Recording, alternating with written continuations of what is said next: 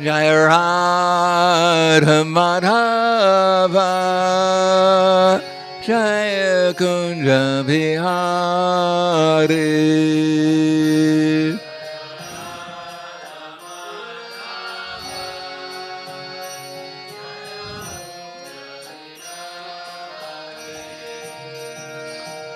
Kopi Jana Balaba Grivardhari Jaya Grivardhari.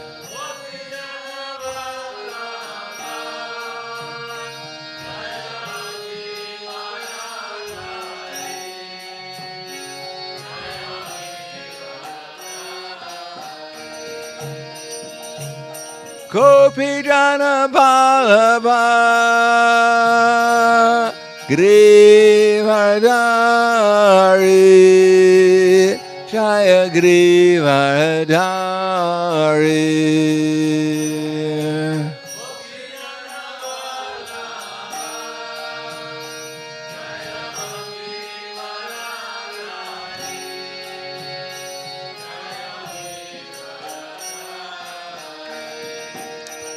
Yasodanandana Radha Dhanaranjana Jaya Radha Dhanaranjana.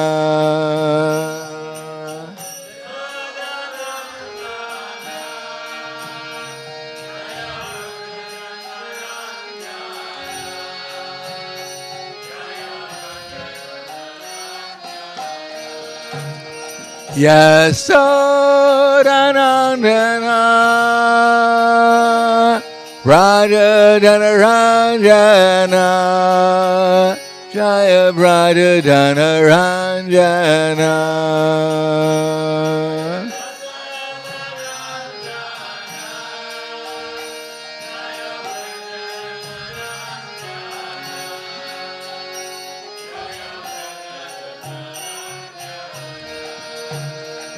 Yamuna Dhiravarachari Jaya Kunja Bihari.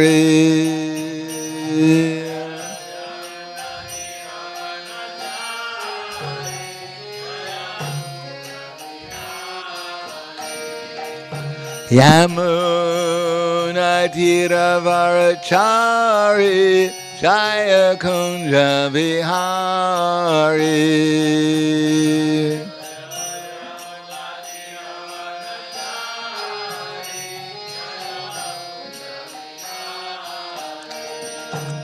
Radha Madhava Jaya Kunja Bihari.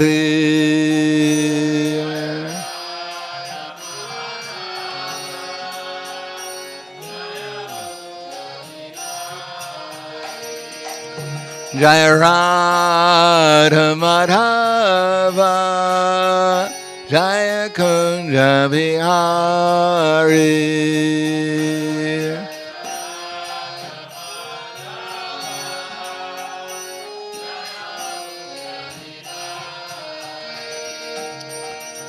Gopi Jana Vallabha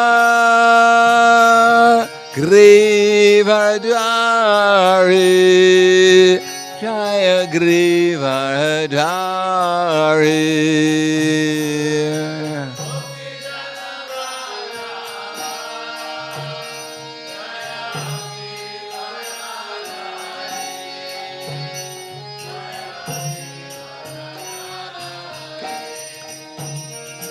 Gopi Jana Vallabha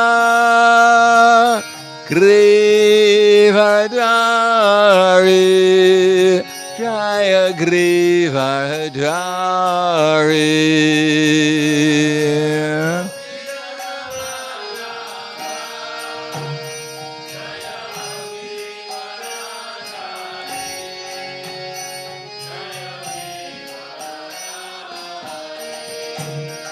Yasodanandana Braja Jana Ranjana, Jaya Braja Jana Ranjana.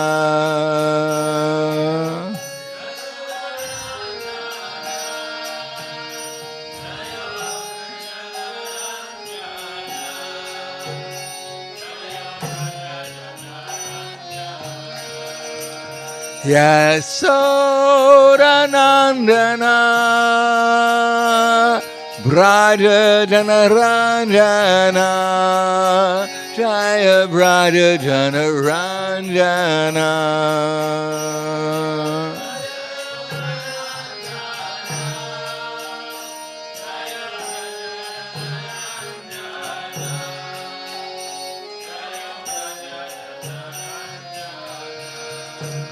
Yamuna Tiravarachari, Jaya Kunja Bihari.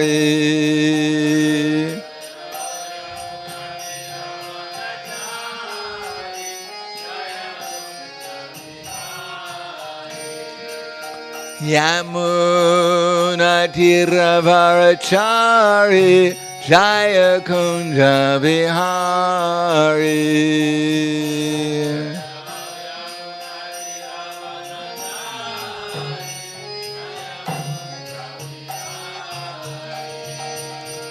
Radha Madhava, Jaya Kunja Bihari.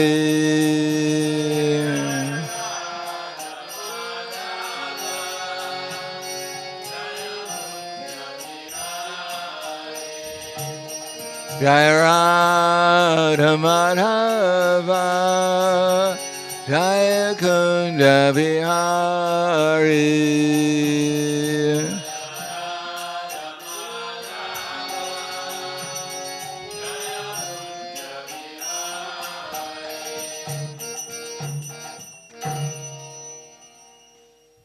Jai Vishnupad, Paramahams, Parvadakacharya, Asadhara, Satushi, Shriman, His Divine Grace, Kalesi, Bhaktivedanta Swami Raj, Srila Prabhupada Ki Jai, Gaur Premanande, Haribo, Slava Zabrani Bhakta, Slava Shri Guru Shri Grangi.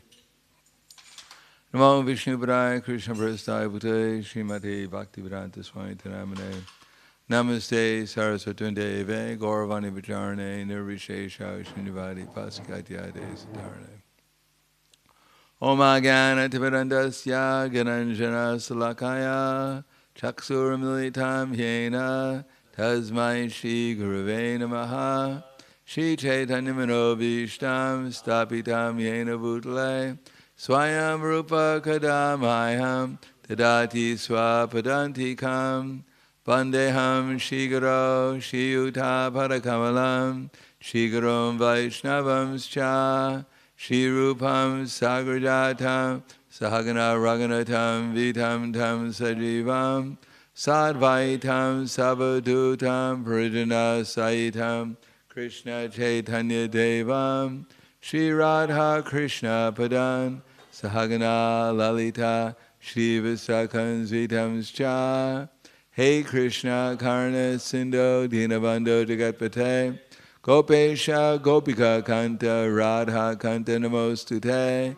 Tapta Kanchena Gaurangi Radhe Vrindavaneshwari Prishubhanu Sudha Devi Pranamami Hari Priye Vanchakapa Turbhyascha Kripa Sindhuvyevacha Patiranam Bhavanebhyo Vaishnavebhyo Namo Namaha Shri Krishna Chaitanya Pranityananda Shri Advaita Gadadhar Shivasadi Gaur Bhaktivinoda Hare Krishna Krishna Krishna Hare Hare Hare Rama Rama Rama Hare Hare Om Namo Bhagavate Vasudevaya Om Namo Bhagavate Vasudevaya Om Namo Bhagavate Vasudevaya. Srimad Bhagavatam, Canto 9, Chapter 10, Pastimes of Lord Ramachandra, Text 29. Shri Shukovacha Swanam vibhishanas chakre kosalendra numoditaha pitrimeda vidanena yad uktam samparayikam Shri Shukavacha Swanam vibhishanas chakre Koshalendra numoditaha Pitrimeda vidanena Yaduktam samparayikam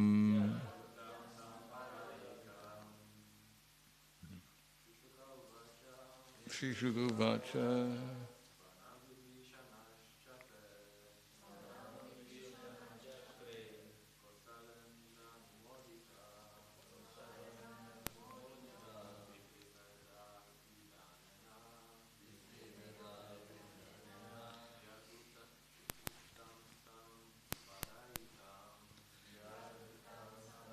Radhikam.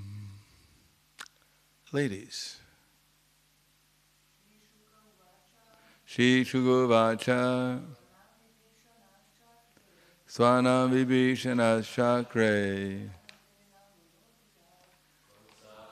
Adudodita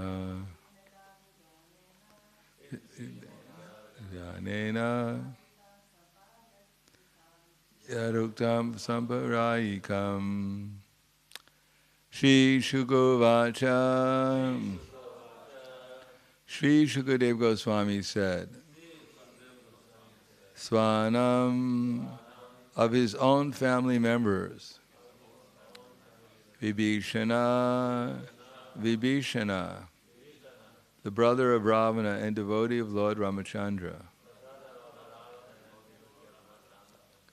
Chakre, executed, Koshala, Indra, Anumodita,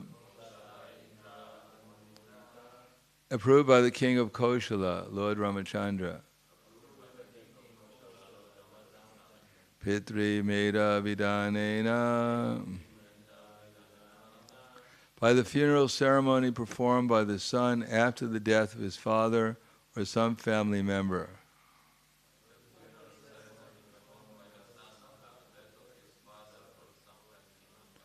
Yat Uktam, which have been prescribed. Samparayikam, duties performed after a person's death or to save him from the path to hell.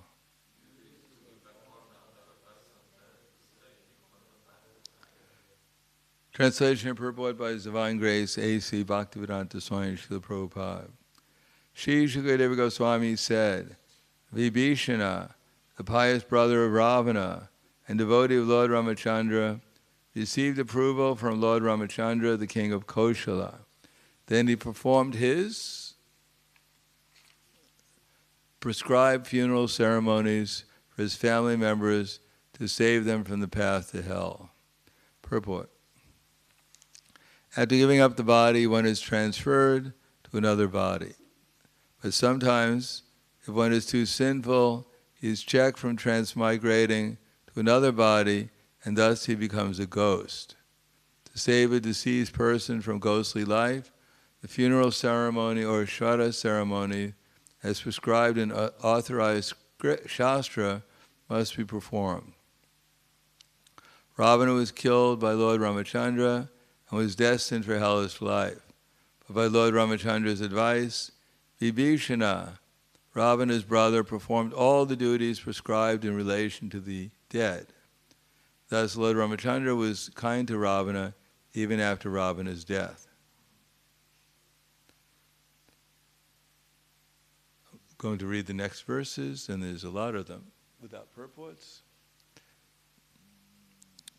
Thereafter, Lord Ramachandra found Sita sitting in a small cottage beneath a tree named Shimshapa,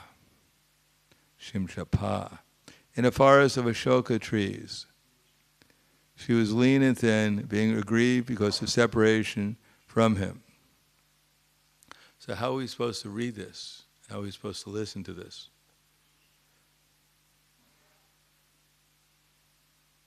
Well, we should know how we're supposed to listen to it. Any idea? How are you listening to it? Deva, when you hear these stories, how do you listen to them? Any story about Krishna, how do you listen to it? Do we sit there like, I challenge my ears to try to hear something? Is there any technique? Is there any method of hearing which is better than some other? What's that? Yes, that's a good idea. Otherwise, at least theoretically, we should have some faith that these words are not different from what's being described. How many devotees have that faith that these words are not different from what's being described? How many devotees don't have any faith? How many are too lazy to raise their hands?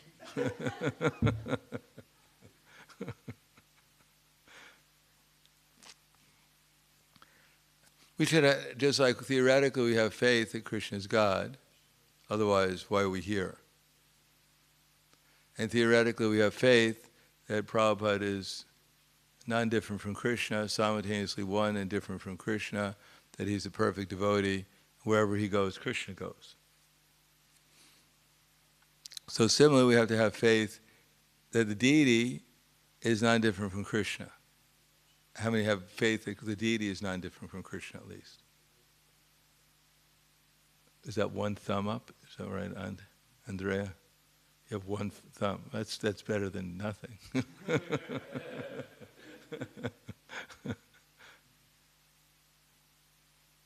So theoretically, even if we have no faith, at least theoretically, otherwise what are we doing here? Just like we have this plant, Tulsi, we go around it. Now people coming from the outside, they already think we're crazy, but this is just confirmation. These people are walking, singing around the plant. But for us, we're not thinking it's just an ordinary plant. We understand that this is Vrinda Devi, the one who, this is her incarnation, the one who arranges the pastimes of Radha and Krishna and Vrindavan along with Purnamasi and other great devotees every day. That this is her personal representation. This is a personal expansion of Vrinda Devi. Similarly, Murti Prabhupada, theoretically we should accept at least that Prabhupada is present here in his Murti, and that these pictures, Krishna is actually present in his pictures. He's full incarnation in his pictures here. And similarly, if we develop that faith, then we might become purified by acting properly. The faith is not just for faith, I believe. No, it's so we can act appropriately so that Krishna can reveal himself to us. Now, if we have no faith that these are just ordinary pictures, we won't even pay any attention to them. Or if the deities are just ordinary, when we have to do worship to them, or sing to them, or do something to them, or dance for them, we'll think, well, these are just statues. What is the difference how I do it? But if we think here Krishna is personally present, I must do it very nicely, then Krishna will reveal himself if we do it very nicely. Then we'll develop faith, more faith, that Krishna actually is personally present. Just like if we look at the pictures with some devotion, theoretically accepting that this is Krishna, and how beautiful the painter, how nicely the painter has made Krishna, and how devotional the painting is, and how Krishna looks, then Krishna can reveal himself to us. So similarly, when we hear these words, we should try to appreciate them. When it says Lord Ramachandra, that the best we can think of Lord Ramachandra, what he looks like, then it becomes meaningful, the story. Even if we were telling a story, I don't know what kind of, when you were little, what fairy tales did you hear? Anyone hear fairy tales when they were little? All the ladies were deprived. Andrea, what fairy tale can you remember? What's that? Oh, you can say it in whatever language you can. What's that? What's that? Red Riding Hood. Krasny. Krasny is red here? Krishna. What's red here? What's that? Kardecha. Krasny in Russian. Little Malinki? Malinkia? Little? What's the word for the, what? Mala. Mala, yes, little.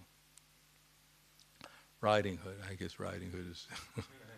So I don't know, Little Red Riding Hood. She was riding somewhere. Some fox came and told her something, is that right? Was there some wolf or fox in the story? A wolf. She got eaten up by the wolf at the end? Yes. Okay.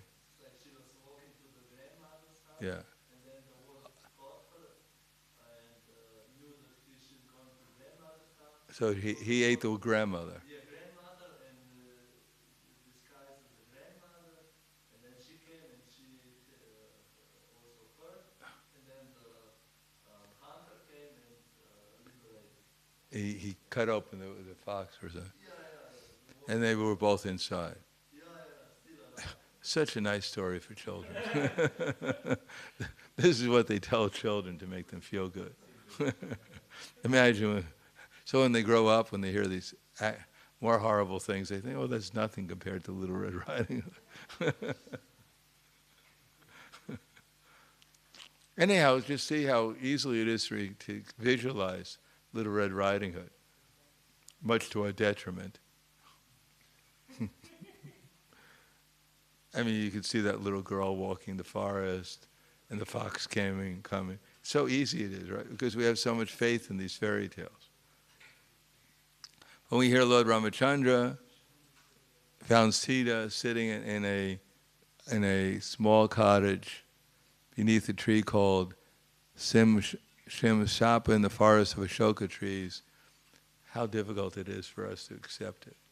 But if we try to see Lord Ramachandra and see a cottage, it's not so difficult. If you can imagine a cottage where Little Red Riding Hood, his grandmother is, and the fox going in there, welcome and saying, "Hi, Grandma. It's time for lunch," and you're on the menu. So a cottage, and Sita Devi sitting there, beneath a tree named, what was the name of the tree? Shimshapa. Shimshapa. In a forest of what kind of trees? What does Ashoka mean? What does Ashoka mean, Deva? In Sanskrit, what does it mean? In Bengali too, I'm sure it's the same thing. To lament. Shoka. Shoka means to lament. Dukkha is unhappiness. To lament. What's that?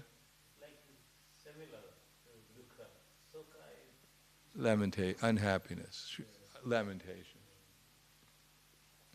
So beneath the lamenting trees, the place where you lament, Ashoka. Because Sita, she was feeling separation, lamenting so it was appropriate she was beneath these Ashoka trees. And so we can see, if we see that, then then reading these stories becomes spiritual. And if we just read them just like there's some ordinary sound vibration, then we forget it. But if even the karmis, they know that if you want to remember something, you have to visualize it. You have to experience it. Because they do it in all kinds of ridiculous ways, remembering the ridiculous things, remember ridiculous other things. But if we just visualize Lord Ramachandra, he's going to this forest called Ashoka trees, and in the forest of Ashoka trees, there's one tree named Shim Sharpa. And beneath that tree, there's a cottage, and in the cottage, there's Sita Devi. As we go on, seeing his wife in that condition, Lord Ramachandra was very compassionate. When Ramachandra came before her, she was exceedingly happy to see her beloved, and her lotus-like mouth showed her joy.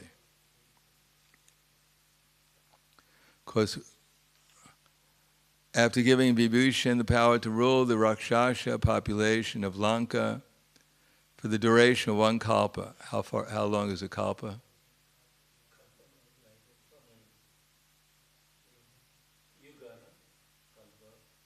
No, 4 yugas make one kalpa. How many? 64 yuga is one kalpa. No. How many years in Kali Yuga? 432. And how many in Dwapara Yuga?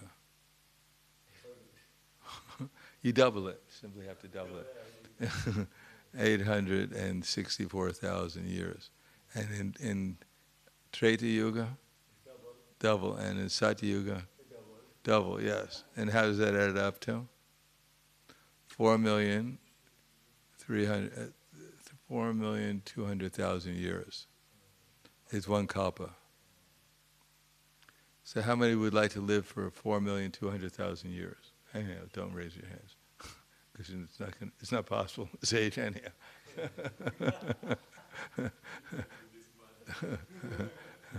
But imagine living for if you had a birthday party and they had to put the candles on. Of course, in those yugas, well, I guess they, because there were people in records in the Bible at least of people living for 900 years, etc., etc. Bilamangal lived for how long? Around 900 years. So, even if you had to live for 900 years, if you had a birthday and you had to put the candles on the cake, it would take you a long time. It'd be a very expensive cake too. You'd have to have a big cake to put all those candles on. And then imagine if you had to blow them out, which would be wouldn't be very suchi to blow them out anyhow. But in any case, Lord Vibhishan ruled for one kalpa, his Lanka. Lord Ramachandra, the Supreme Personality of Godhead, placed Sita Devi on an airplane decorated with flowers and got on the plane himself. The period of his living in the forest having ended, the Lord returned to Ayodhya, accompanied by Hanuman, Sugriva, and his brother Lakshmana. When Lord Ramachandra returned to his capital, Ayodhya, he was greeted on the road by the princely order, who showered his body with beautiful, fragrant flowers. So they're supposed to be fragrant. Kali Yuga, we do the best we can. While great personalities like Lord Brahma and other demigods glorify the activities of the Lord in great jubilation. Upon reaching Ayodhya, Lord Ramachandra heard that in his absence his brother Bharat was eating barley cooked in the urine of a cow, covered his body with the bark of trees, wearing matted locks of hair, lying on a mat of kusha. The most merciful Lord very much lamented this. When Lord Bharata understood that Lord Ramachandra was returning to the capital Ayodhya, he immediately took upon his own head Lord Ramachandra's wooden shoes and came out from his camp at Nandigram. Where's Nandigram? You never heard of Nandigram? I guess it's not Nandigram. If it was Nandigram, we'd know where it is. But anyhow, Nandigram. Lord Bharata was accompanied by ministers, priests, and other respectable citizens, by professional musicians, vibrating pleasing musical sounds, by learned Brahmins loudly chanting Vedic hymns, following the procession with chariots drawn by beautiful horses and harnesses of golden rope. These chariots were decorated with flags with golden embroidery and by other flags of various sizes and patterns. There were soldiers bedecked with golden armor and servants bearing betel nut and many well-known beautiful prostitutes. Many servants followed on foot, bearing an umbrella, whisks, different grades of precious jewels, and other paraphernalia befitting a royal reception. Coming this way, Lord Bharat, his heart softened in ecstasy, and his eyes full of tears, approached Lord Ramachandra and fell at his lotus feet with great ecstatic love. Sounds like a nice reception. So if you want to really greet someone, then try to see if you can arrange this. Except for the beautiful prostitutes. That you don't have to bring them. And also it'd probably be hard to find soldiers with golden armor. Yes? Betel nuts? You don't have to know. They're intoxicating nuts. You ever hear of pan? What's that? Pan. It's a mixture of betel nuts and cloves and some other things. Pan. Yeah, the pan leaf. And they put betel nuts in it. But pan is usually, they call pan, when they put in the betel nut, leaf, they put the betel nut. Supari, yeah. It's intoxicating. That's, it makes you happy. They didn't follow the regular principles back then. No, it's for when you're in ecstasy, it doesn't really, they're not really affected by it. Krishna is not, in Krishna's Leela, he's always, that's one of the things, and even Chaitanya Leela, they sometimes serve pan. What's that? But in Krishna Leela, nothing there is actually materially intoxicating. Everything just increases their ecstasy and love, that's all. But here, of course, if you offer Krishna, Lord Ramachandra, a betel nut, it's not going to, he doesn't become materially intoxicated by it.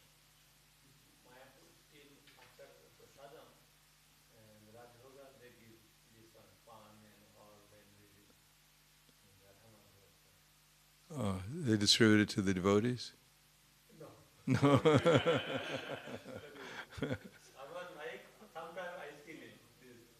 Oh. That's why you're so happy all the time. The betel nuts are the intoxicating. Yeah.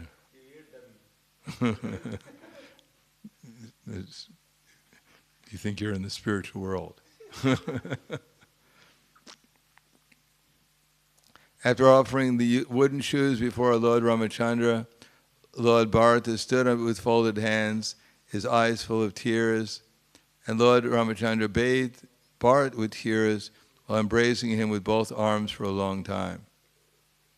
Accompanied by Mother Sita and Lakshmana, Lord Ramachandra then offered his respectful obeisances unto the learned Brahmanas and the elderly persons in the family, and all the citizens of Ayodhya offered their respectful obeisances unto the Lord. The citizens of Ayodhya, upon seeing their king return after a long absence, offered him flower garlands, waved their upper cloths, and danced in great jubilation. It's not like a little bit more enthusiastic than greeting modern politicians.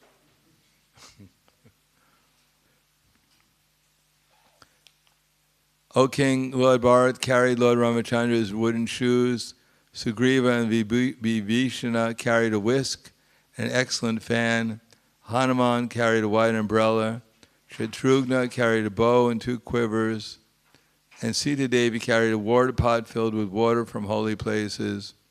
Angada carried a sword, and Jambava, the king of the rikshas, carried a golden shield. O King Parikshit, as the Lord sat in his airplane of flowers, with women offering him prayers and reciters chanting about his characteristics, he appeared like the moon and with the stars and planets.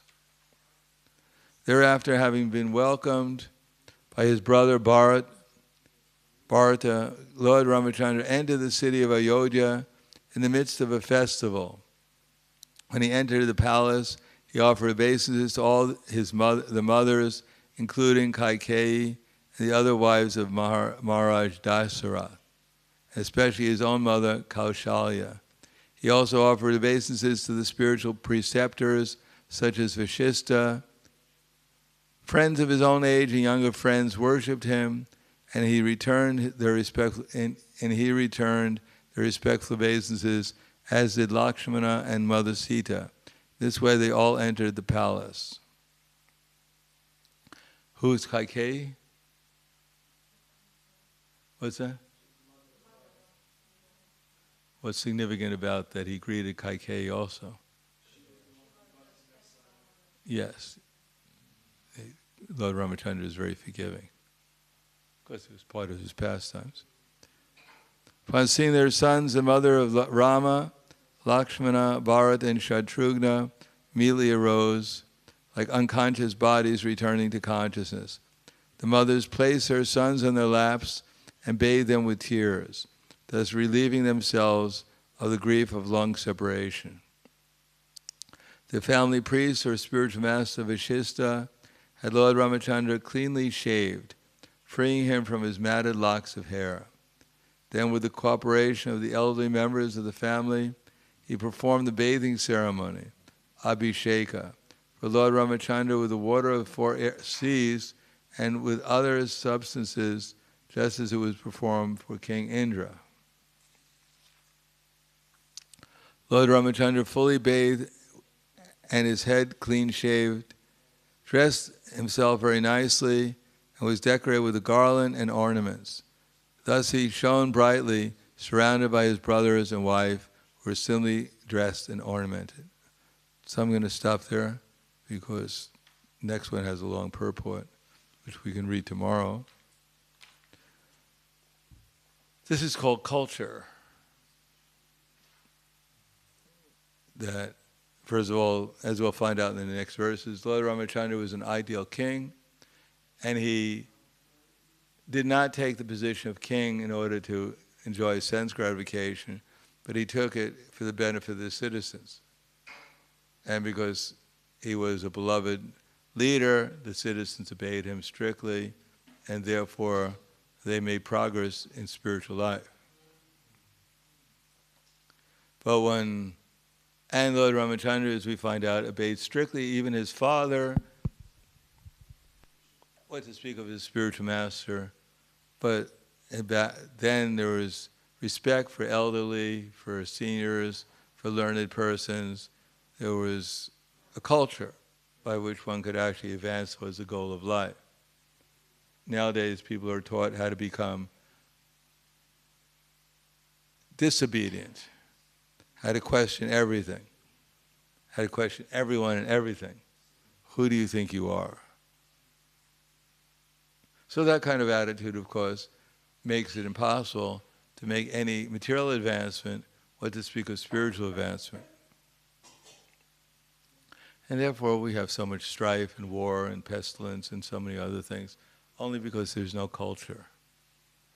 Because people don't follow the Vedic culture, they don't become materially purified, therefore they do things that upset the balance of nature. They don't worship the demigods or the Supreme Lord, and therefore the whole place is a mess. So therefore, we're trying to reinstate culture along with Krishna consciousness. Because without culture, it's very difficult to actually chant Hare Krishna offenselessly. Because we commit offenses due to lack of culture, lack of etiquette, lack of understanding things properly. Therefore we commit offenses when we chant Hare Krishna. We don't realize two things. One is how fallen we actually are. And number two, we don't realize how dependent we are on Krishna and his representatives. But culture helps us understand our position, our real position, so that we can try to become dependent upon Krishna and his representatives, take shelter of them, and therefore get their mercy. But if we think we're very elevated, then we won't get any mercy, because we're not interested in going any higher than our lowly position. And if we don't realize how dependent we are upon Krishna and his representatives, we won't know, even if we know we're fallen, we won't know who to take shelter of in order to become elevated. So both things have to be there. That's culture. So I'll stop there. Any questions or comments? Yes. Hare Krishna. Sometimes I have problem to faith of Krishna. Sometimes have faith to Krishna is everything is happening to Krishna, our life. But sometimes we forget about this. Sometimes? That's good. Would forget. You're quite advanced. So It is only sometimes. then very distressed, mind, suffering. So how will we maintain this? Well, that's Krishna's mercy. That way we make much greater advancement. If we were in the heavenly planets and everything was going fine, everything smelled great, everyone was perfectly a gentleman and lady,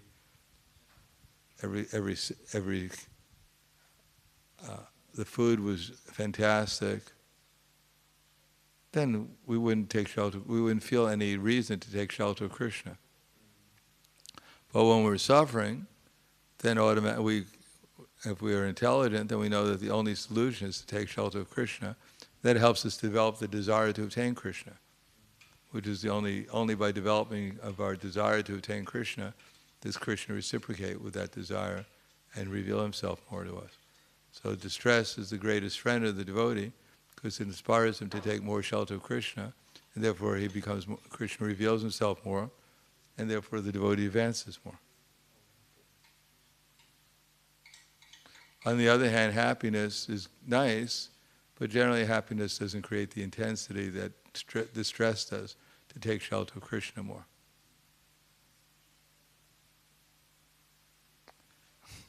So there, tatte nukampam susamikshamano punjana evatma kritam vipakam ridvag vipu virvididhanamaste divete tan bhakti sade sadaya bhak.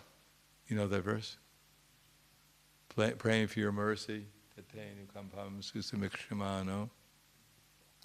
So tatte, tat that, te you, su samikshamano. Su means nicely, iksha means to see, mana revealed within the mind. So when we see properly, then we can see properly within our mind what?